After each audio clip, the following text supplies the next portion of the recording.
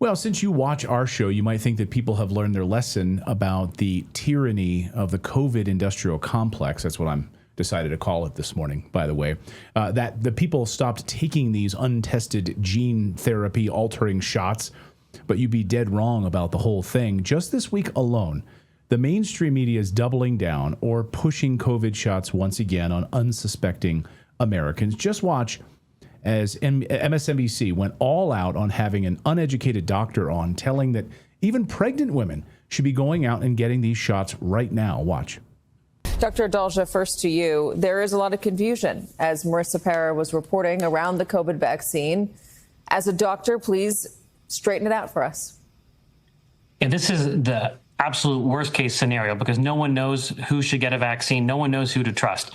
What I would say is that if anybody has any high risk condition, they should be getting the new vaccine when it's available. If you are a parent of a child and that child is less than 2 years of age and they have no risk factors for severe disease, even without any risk factors for severe disease, as you just heard, there is a high rate of hospitalizations. Those children should get vaccinated. And lastly, I would say pregnant women all need to be vaccinated with each pregnancy. There will be better guidance coming out from the professional societies, but the CDC guidance is likely to be very, very muddled and more confusing, leading to what's going on with these drugstores not actually offering vaccines. To me, that's pure evil. But, you know, you do you. They've never been tested on pregnant women. How the hell can you tell pregnant women to go out and get this thing? By the way, not just get one with every pregnancy that you have. You know, thank goodness our next guests are fighting the good fight to stop this tyranny. John Leake, Dr. Peter McCullough have just co-authored a brand new book called Vaccines, Mythology, Ideology, and Reality. You can buy it now. I just finished reading it last weekend, and holy smokes, is this thing a good book. You guys need to buy this book. I'll have a link in the description. And John and Peter, join me now. Guys, great to have you back on the show. Congrats on the new book. Thank you. Thank you. You know, first of all, just before we get into the book and we dive deeply into this, because it reads to me like almost like a history book, just to get your reaction, Doc, I'll ask your reaction, because as the MSNBC anchor there said, you know, doctor, straighten it all out for us. Make sense of this. What did you think of this new push for COVID vaccines here in the fall? Boy, you know, 5 years into the campaign, essentially no one is taking these shots anymore. The CDC stopped reporting who's taking the shots. They now just give a survey, so, you know, of what people's intentions are. And 97% of us have been through the illness. It's over with. And you can see now that the comments by the doctor who's at the Bloomberg School of Public Health for Johns Hopkins, a known vaccine promotional unit, heavily funded by Gates Foundation and other, you know, vaccine-aligned entities in this biopharmaceutical complex, you can tell at this point in time, the recommendations are simply unhinged, unending injections of messenger RNA with essentially no goal in sight. John, your response to seeing that doctor pushing this, I mean, you've done so much work on this book, and then you hear the mainstream media is doing this big fall push again. What do you think, John? Well, I hope I didn't interrupt. I was so stunned by the precise wording of the doctor. He started by saying, if I remember precisely, so if you have a child under 2 years old who has no risk factors, so, you know, that starts to sound like a qualification. But then he says he too should get it anyway. So it's as though it's some universal idea that just every man, woman, and child on earth should get this. And even if there are any questions that arise, does it really work? Does it really stop transmission? No, just get it anyway. And this is, interestingly enough, the doctor pointed out, this propaganda is coming from Johns Hopkins. I mean, this was Bill Gates's original announcement, or annunciation, I call it. You know, this new vaccine is coming. He made this announcement in April of 2020.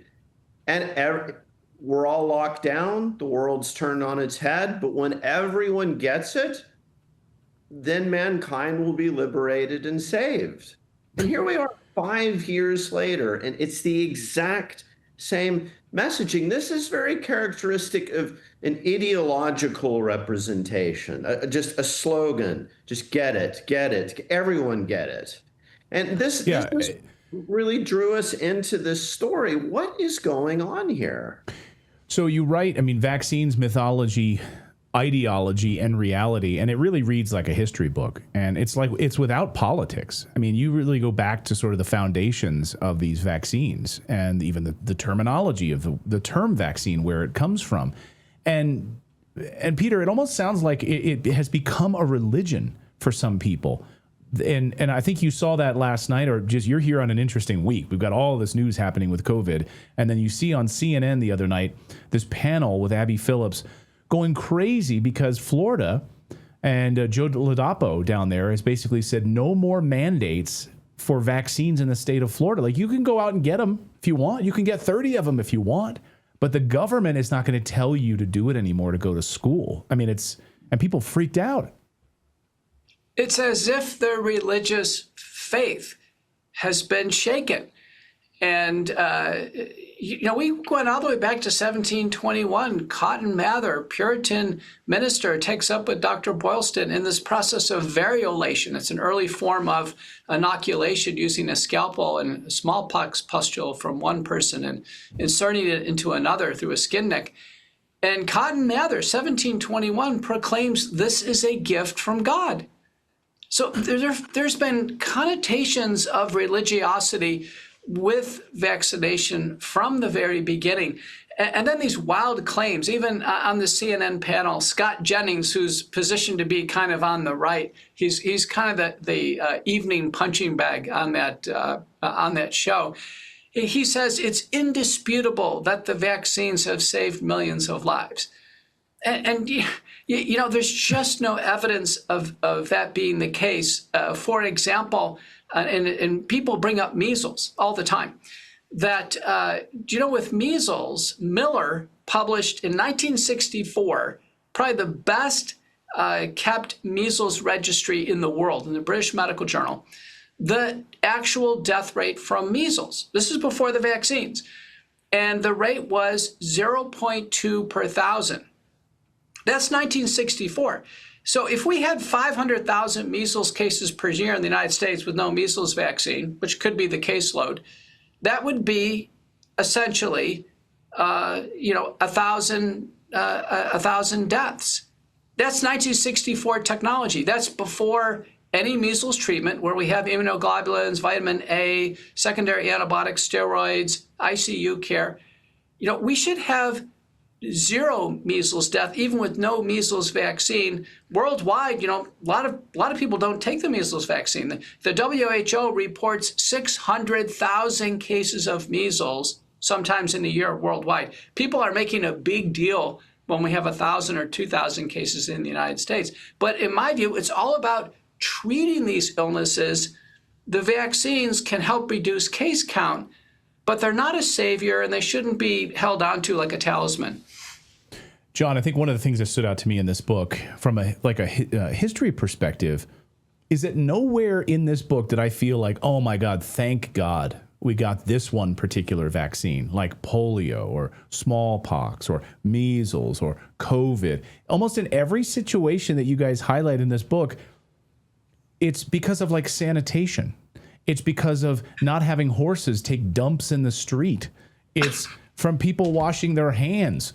It has, in almost every situation that you document in the book, these cases started to fall well before any sort of vaccine rolled out, John, right? I mean, that's stunning for a lot of people, and I think people don't know that, or they're telling themselves a lie about this. I think that was a key insight that we provide in the book. We just went back and looked at U.S.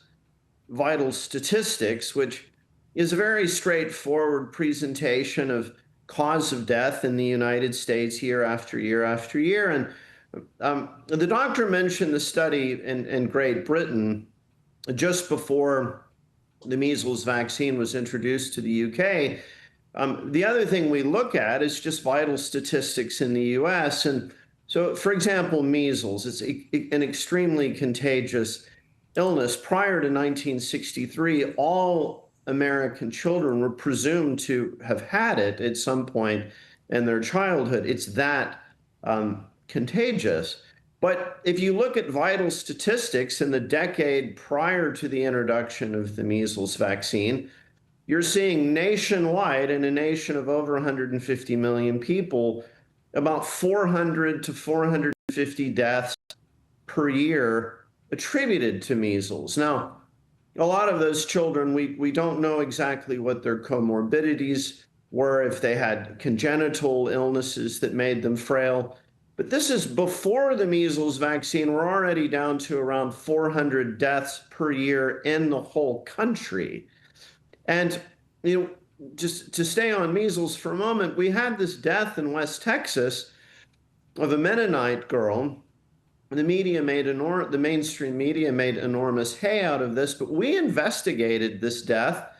And what we discovered is she was actually recovering from measles with her siblings when she started presenting symptoms of secondary bacterial pneumonia, which wasn't treated.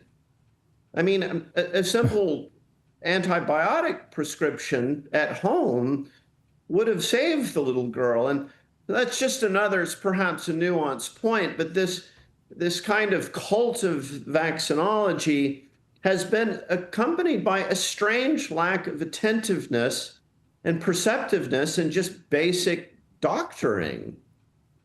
Right. And you also talk about, I mean, Doc, in the book, you talk about really the sacred cow mindset. It's like baked in, like right from the beginning, going back to Edward Jenner, like this idea that it's like something given. You mentioned like it's something given from God. It's this sacred cow idea. And I think there was one story in the book that just absolutely floored me. I don't remember. I think she was royalty. Remind me, because my 48-year-old brain here is. But there was. I think she was I don't know if she was a queen or she was a princess or something. I'm trying to remember off the top of my head. She had like, I think she had like 5 kids. She had like 5 kids, and she was giving them this vaccine, this sacred cow, and they like all died. And she's like writing in her journal, like, oh, another one died this weekend. Another one died this weekend. Like, but still championing this. I mean, that's the kind of the fanaticism of these vaccines. Maybe I'm totally wrong on the person. Maybe it was a guy. Refresh my memory. Well, so that's a very important moment in this story that we tell. Now, this goes back to the 18th century. You're speaking of approximately the decade of the 1780s. That's King George III and his wife, Queen Charlotta. And they had 15 children. Now, we don't know. It would seem that some of their children received this early smallpox inoculation procedure. It was called variolation, which involved taking a small amount of pus from a sick person's smallpox pustule and then transferring it to the arm through a small incision with like a lancet and rubbing the infectious material into the skin, into the wound of a healthy person. They called that variolation. It comes from the Latin variola, which is the Latin for smallpox. So this caught on in the 18th century.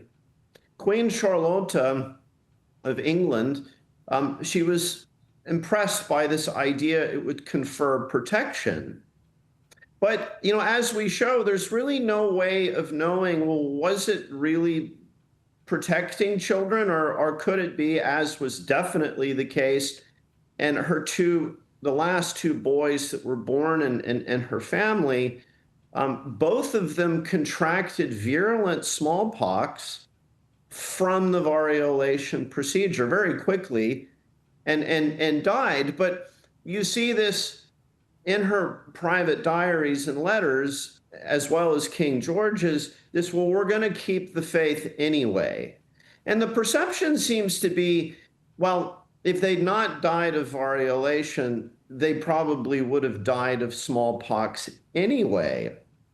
But there's really no scientific means of assessing this perception. It was just a sort of an idea. Now, what's notable about variolation is you get to the end of the 18th century, and experiences like that of the king and queen with their 2 little boys, people did begin to realize, maybe variolation's not such a great thing after all. It was right at that time, at the end of the 18th century, that this naturalist, Edward Jenner, comes up with this idea of smallpox vaccination. So in that case, it's not using infectious material from an active smallpox lesion on a human. It's taking infectious material from these blisters that would appear on the udders of dairy cattle and using that as the inoculum. So the word vaccine actually comes from the Latin word for cow, vacca. And this is Jenner's pamphlet, inquiry into the variola vaccinae, which means literally smallpox of the cow. So, as we talk about this in our book, vaccine is a very aptly worded name because it really is, it comes from the cow, and it's the ultimate sacred cow.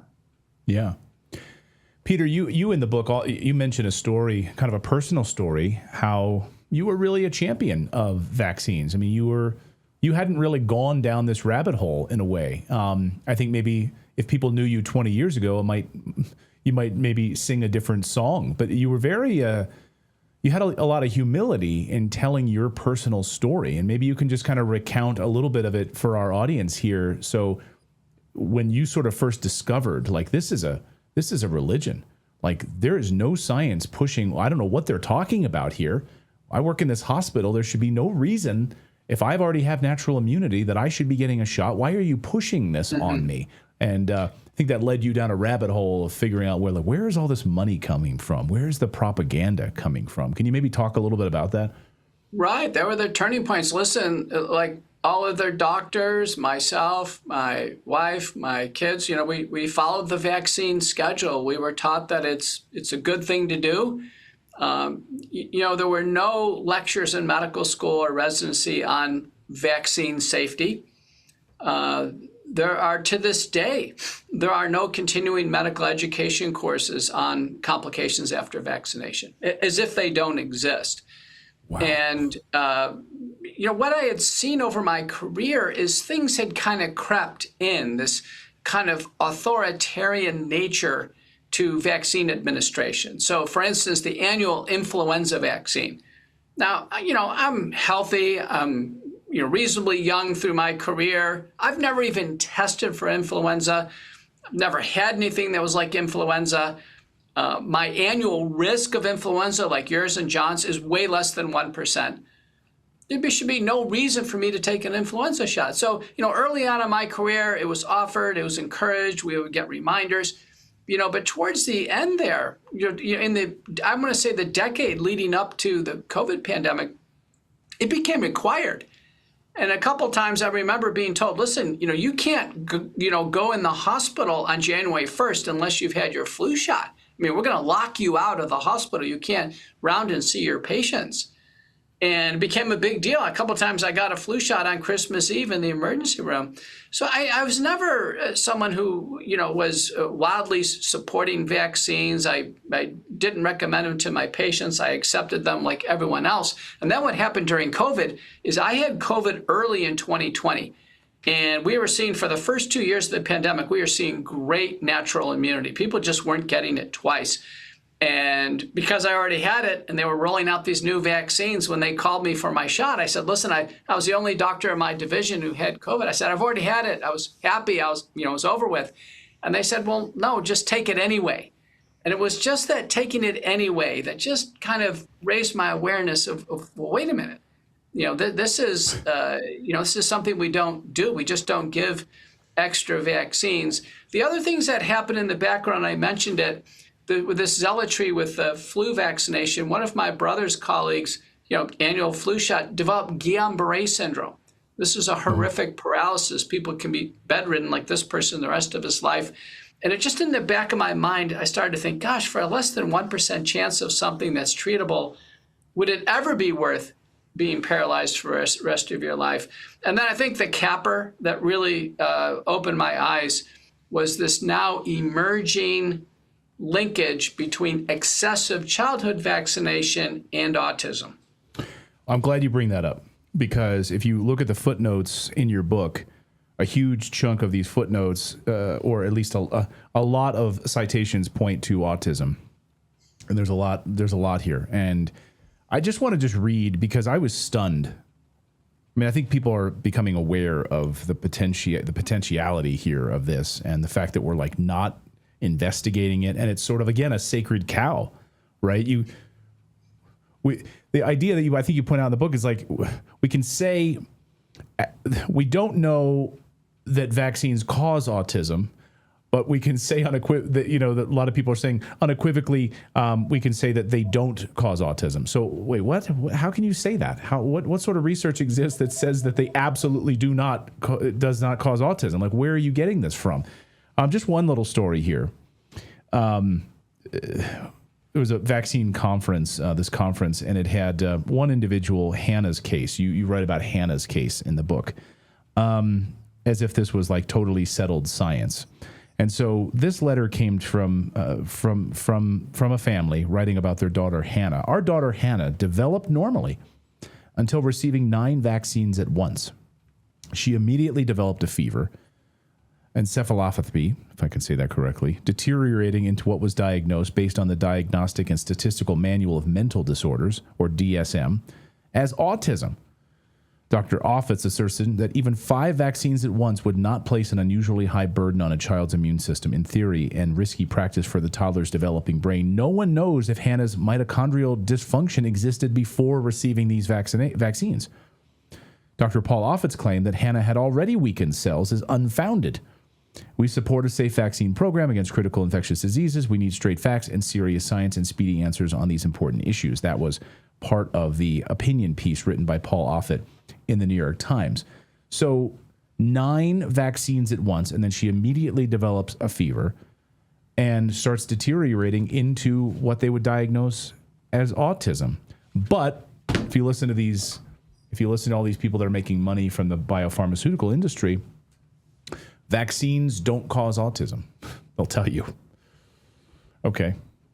I'd like to linger on a few details. So that op-ed submitted to the New York Times, that was written in response to an op-ed that had been submitted to the New York Times by Dr. Paul Offit. He is a very prominent, what I call vaccine propagandist in Philadelphia.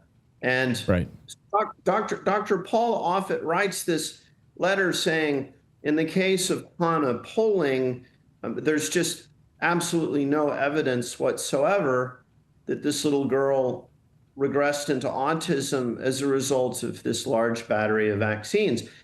That op-ed that you dictated for our audience, that was written by Hannah's father, who's none other than Dr. John Poling, who's a neurologist at Johns Hopkins.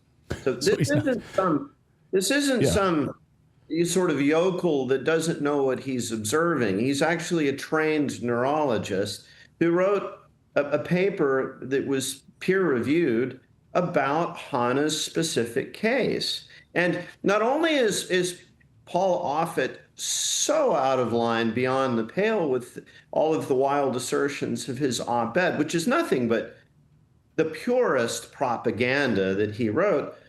The other thing that Offit just completely ignores is that the United States government acknowledged that Hannah's autism had been caused by the shots, and Dr. Poling and his wife had been compensated for the injury. So this is the thing that we see in this long saga and story. It's not only that the vaccine enterprise has been riddled with wishful thinking and wild gambles and guessing, it's also been riddled with outright fraud, just false assertions, concealment of evidence, suppression of information about things that could gravely harm children. And the instinct and the practice is suppress it, conceal it, don't talk about it. If anybody raises any of this, even if it's a Johns Hopkins neurologist, smear him and attack him in the New York Times. So a lot of this is just chicanery. And if I could just add one last thing, the doctor pointed out that, isn't it funny how in his case, he was PCR confirmed, recovered from COVID-19 illness. And I remember when he had it, he made a Halloween Day video, and he has COVID symptoms. His hospital administrator said, you need to get the shot anyway.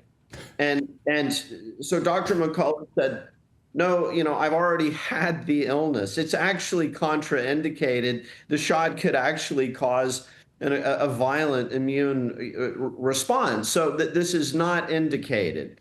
No, you need to get it anyway. And so if Clayton, if you could show the cover of the book, I just want to point something out that a lot of readers have found remarkable. So that silver coin, that's a 20 euro silver coin issued by the Vatican in 2022, commemorating the COVID-19 vaccine, that the Holy Father said, the Vatican is issuing this coin to commemorate this miraculous technology.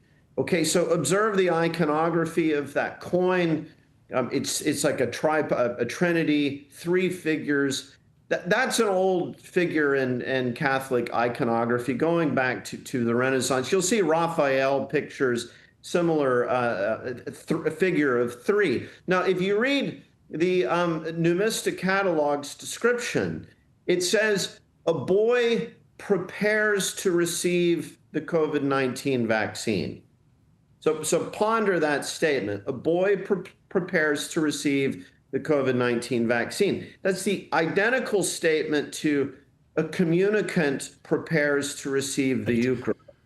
I was just about to say, it's like a communion. A boy prepares to receive the body of Christ. So right. Communion. So when Joe Latipo, the Surgeon General of Florida, comes out and says receiving vaccines is no longer mandatory, they'll be available, they're no longer mandatory. This establishment of the sort of vaccine orthodoxy, they freak out. Why? It's as though he's made communion optional. You don't have to take communion anymore. You can receive the blessing without actually going through the ritual of eating of the body and drinking of the blood of Christ. You can still receive Christ's blessing without. I mean, this is really, really weird archetypal stuff and I'm not even sure that this sort of holy office for the orthodoxy of vaccines, I don't think they even realize that they've gone down this path of religiosity. I think they probably don't. They probably think they're remaining in the realm of science. Well, they're labeling them safe and effective. Peter, you were shaking your head the whole time. I mean, it's these are stunning observations. John and I, a few years ago, had the privilege of traveling to India. This is about, a couple of years into the pandemic, and we met with some Indian doctors. And I remember one of them counseling me.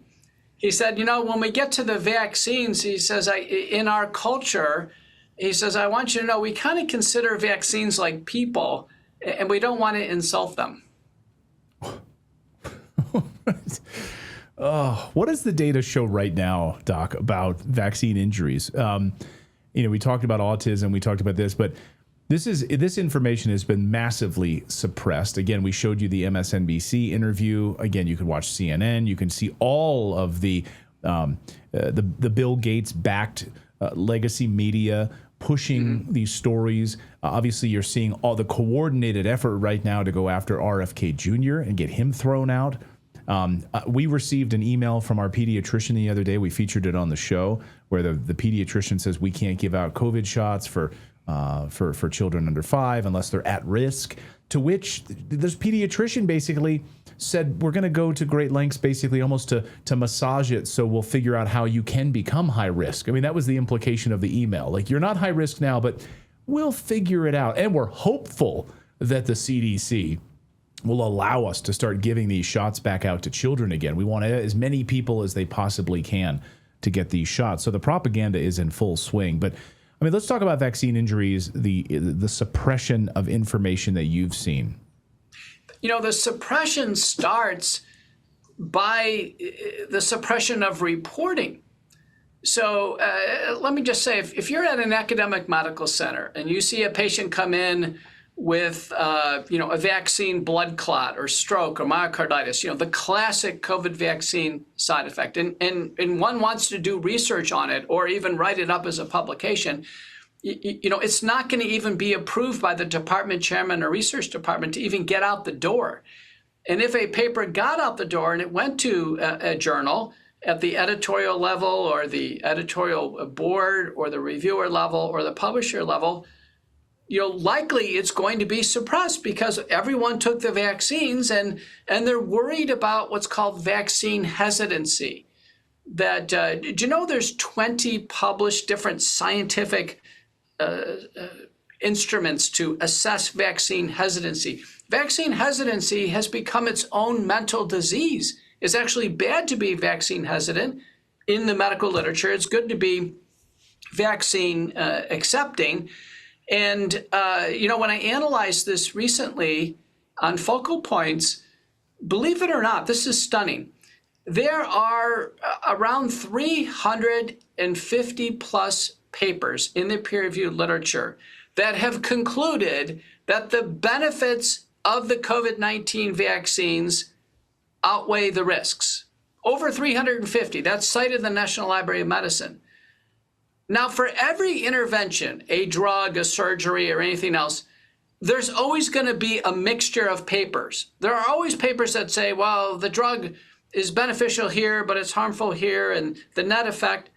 Well, you'd expect this for the COVID vaccine. So I did the exact same search, and I said, well, how many papers have concluded that the risks of the vaccines outweigh the benefits?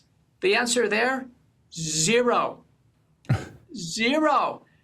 Wow. So there is complete, now there are plenty of papers that are calling for the vaccines to be removed from the market. There's plenty of papers that have concluded the risks far outweigh any theoretical benefits, but they're being suppressed off the National Library of Medicine server. And so that's greatly influencing any artificial intelligence analyses or others. All right, but I can just speak to me personally. I'm not a doctor, and I don't play one on television. But you always think of when you hear about medical journals and the publication of these studies. To me, that's like sacrosanct. Oh my gosh, this was public, and now we're learning that so much of this is politicized and hidden from us that we can't trust it anymore, John. Yeah, I was going to say. I mean, at the risk of flogging this kind of religious metaphor to death. I mean, this is very much like the great religious wars of Europe in the the Reformation and the Counter-Reformation in the 16th and early 17th centuries, where the Holy Office of the Inquisition is just banning prescribed books, saying we don't want anybody to read this. So you're a heretic.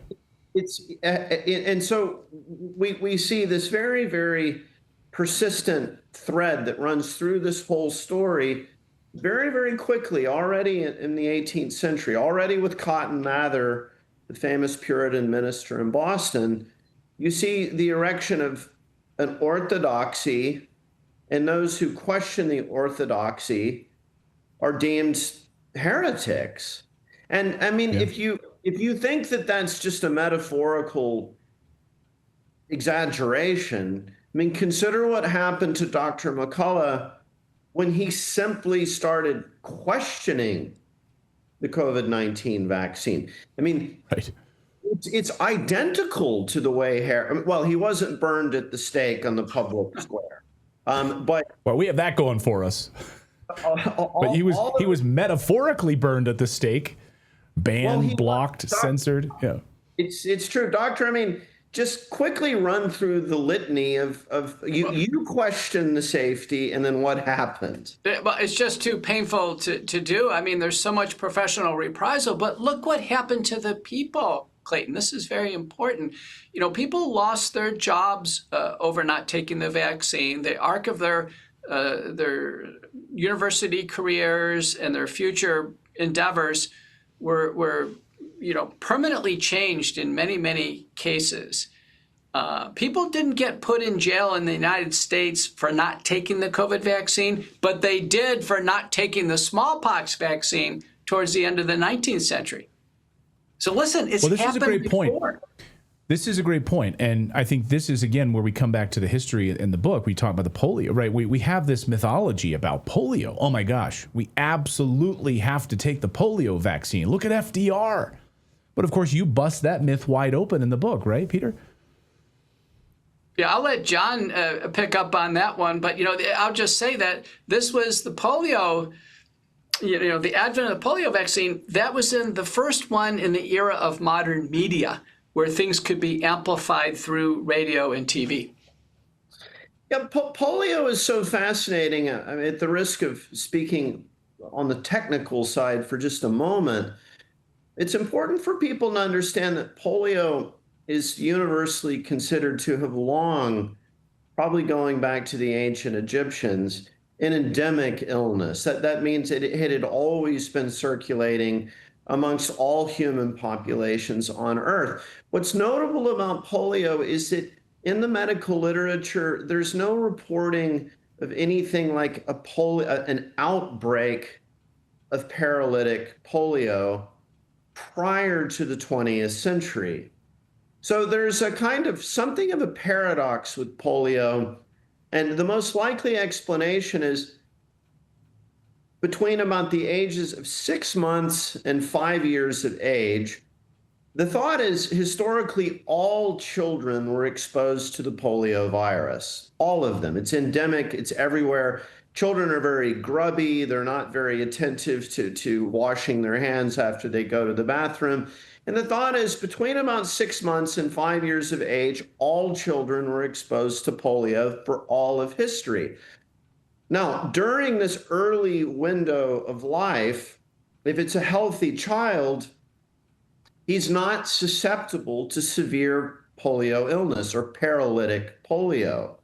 It's only if you have a child who's not exposed to polio virus during this early phase of life and who then is subsequently exposed to it later in life that it can become a dangerous paralytic disease. So we think that what's going on here, I should say what people who've really studied this in depth think is going on.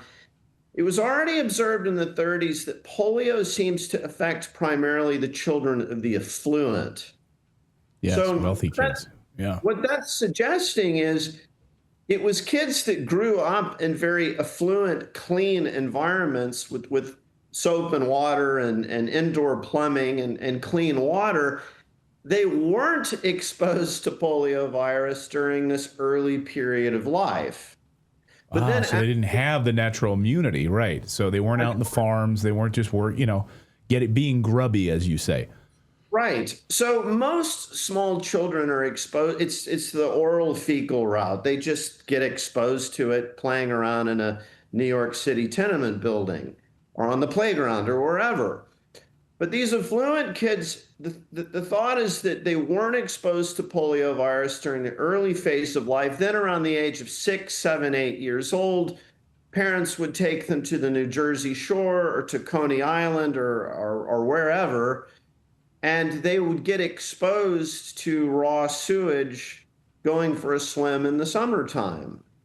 And it's then later in life that there's a higher susceptibility to paralytic polio. So you see in the late 40s and early 50s, what's characterized is these outbreaks. And it's notable that they would oftentimes peak in the summer, mid to late July, maybe early August, when kids are going swimming. The other possibility is that there were fruits and vegetable stands possibly conveying polio virus from manure and things like that. I mean, there's different theories about why this would spike in the summer, but the point is, the worst summer on record was 1952. Okay, that was our first public health scare in the modern media and environment. 30% of people had television. Most people had radios. There's universal reporting in all states of the union on weekly epidemiological data. So there's this polio scare in the summer of 52. Now, I think most people today will be surprised to hear that that worst summer on record, there were 21,000 cases in a nation of, I think, over 150 million of some degree of paralytic polio or lameness of the lower extremities attributed to polio. Now, I'm sorry to keep getting technical, but there was no means of laboratory confirming that. So it's not even clear that all 21,000 cases were indeed polio. For example, FDR, one thought is that may have been Guillain-Barré syndrome, but he became a kind of poster boy for polio. But of that 21,000 varying degrees of paralytic polio, only a tiny percentage wind up in the so-called iron lung. I mean, you're talking about a small handful of children turn up in the iron lung. But that imagery of children in the iron lung absolutely terrified the country. And some people even at the time said they're more frightened of polio than they were of atomic war with the Soviet Union. So what we go through is just a total lack of perspective in any of this. I mean, on any given year in the 40s and 50s, far more children would suffer severe injury or death from car accidents, 10 times more from accidents. But you would never know that from reading the literature about polio today. Well, it's the same thing. More people die falling in the shower than will ever be killed by a terrorist attack in the United States. Yet we take off our shoes at the airport. We have to pour out 3 ounces of liquid or beyond because, but what are we doing about shower deaths? I've never met anyone that was killed by a terrorist, but this is the kind of fear and propaganda that works so well in modern media. Peter, I want to go back to something you said earlier, specifically about like the suppression of data. And we'll wrap this up in a minute here. I'm just curious. I've been very curious about this. In the early days of the so-called pandemic, I was interviewing people out of Israel, and I was very curious about their reporting system there. And they had a very extensive reporting system. I mean, when you compared it to like our VAERS system in the United States, I think it's safe to say it's lacking when you compare it to what type of reporting was happening in Israel. And if I'm not mistaken, just about everyone in Israel was vaccinated in the massive campaign to vaccinate just about everyone in there. Do we have data yet? Because to me, that's like a petri dish. To me, like Israel is like, do we know, like, what did that do? That mass vaccination program and the data that those doctors and their massive reporting system was really maybe a shining light for the rest of the world. Do you have any insight into that? Yeah, there's several notable papers from Israel, one in 2020 by Valley and colleagues. This is before the vaccines. This is a very important paper. So with just the virus itself, there was no increase in myocarditis or heart inflammation or damage. So one of the false narratives still held by the American College of Cardiology is that the virus causes myocarditis, more myocarditis than the vaccine. Completely incorrect. That Israeli paper showed it. Another thing that came out in our Senate hearings on May 21st, 2025, is a cover-up, a U.S. public agency cover-up, that our CDC, FDA, and other agencies, even the White House, was in communication with the Israelis. The Israelis already had 62 cases of vaccine myocarditis, and there were 2 deaths. And they knew about this in February of 2021. They were emailing each other in the U.S. agencies saying, listen, how do we keep this under wraps? We don't want to discourage anybody from taking these shots. And this was actually kept quiet all the way into the summer of 2021, where finally the CDC and FDA came out and said, the vaccines cause heart damage. And it wasn't until after my testimony as a cardiologist this year did Pfizer, Moderna finally update their labels. They're still not fully, disclosing what's happening here. They say the vaccines can cause heart damage, and believe me, they do. I see it every day in practice. But they still don't tell prospective patients that the vaccines can cause fatal myocarditis. That deserves a black box label. But, in our analysis here, the religion of vaccines and this overriding principle to promote vaccines and to underplay safety is even coming out in the FDA labeling, even with RFK and the new crew there at HHS. They are still covering up the risks of the vaccines.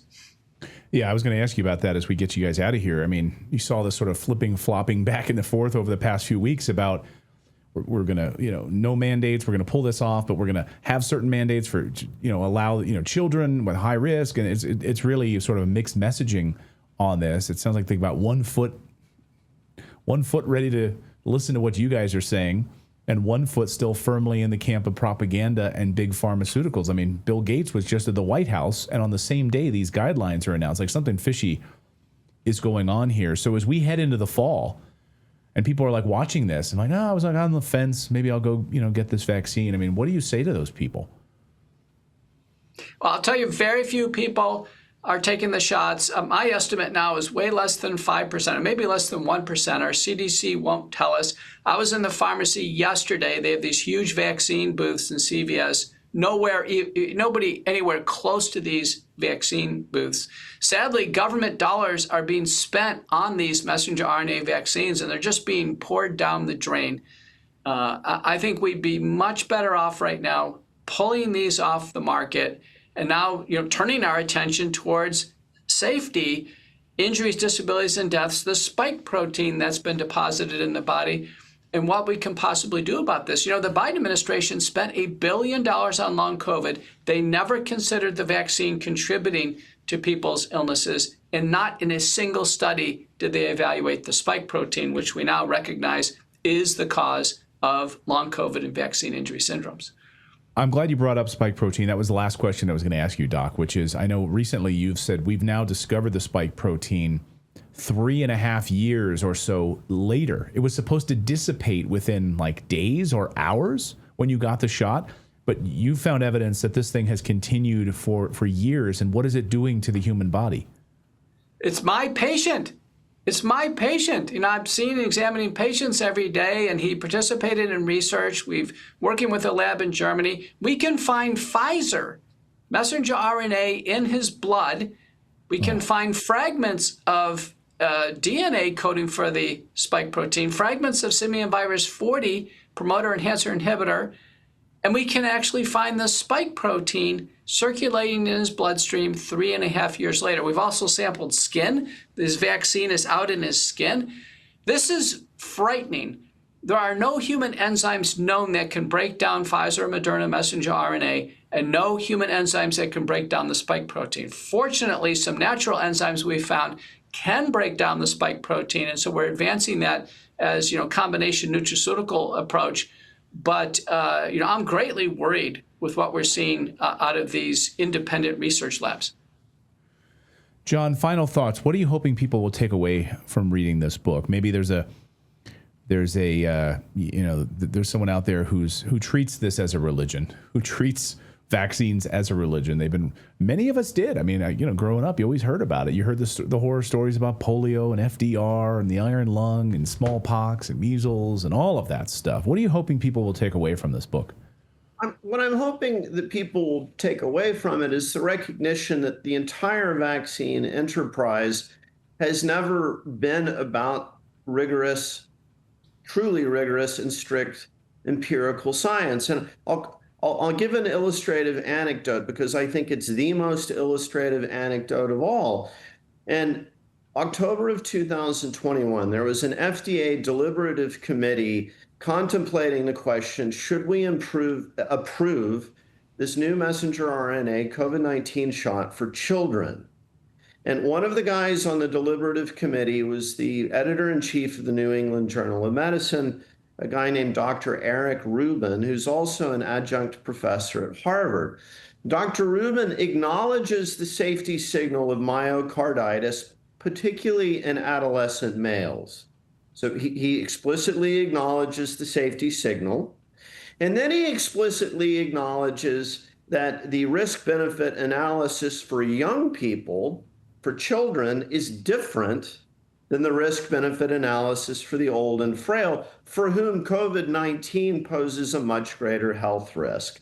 So far, so good, Dr. Rubin. But then he says something that I think should just be inscribed on this temple of infamy, which is, the fact of the matter is, we won't know how this affects children population-wide until we just start giving it to them.